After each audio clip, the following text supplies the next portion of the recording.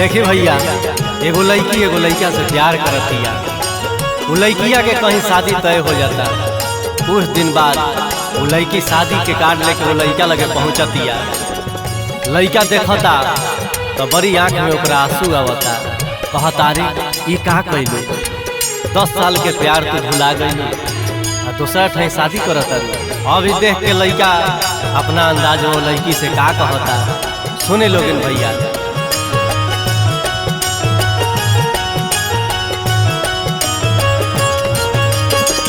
कोई के खराब सोना मोर जिंदगानी,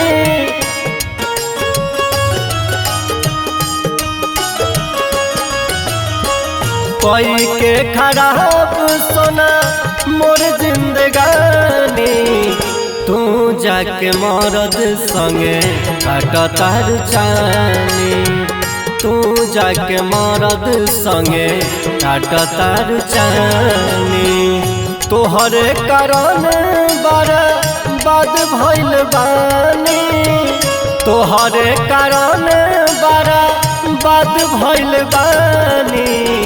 तुम जाके मरद संगे काटतार चानी, तू जाके मरद संगे काटतार चानी।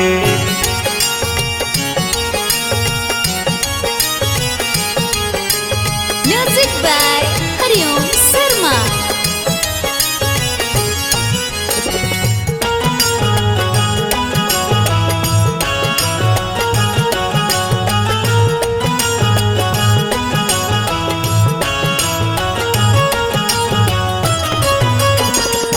जिंदगी के अनमोल अपना तोहरे के मनानी।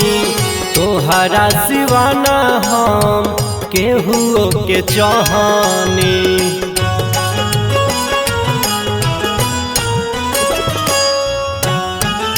जिंदगी के अनमोल अपना तोहरे के मनानी। तोहरा सिवाना हम केहू के चाहनी। तबो न बुझो तारू मोर परेशानी, तबो न बुझो तारू मोर परेशानी। तू जाके मरद संगे काटतार चानी, तू जाके मरद संगे काटतार चानी।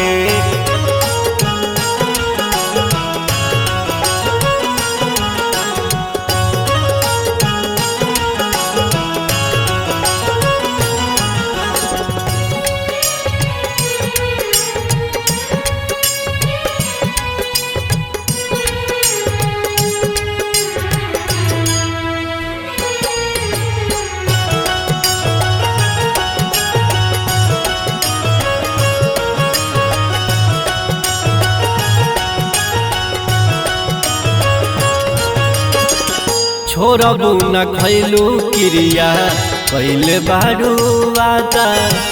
कैले विश्वास बोलू अपनों से ज्यादा।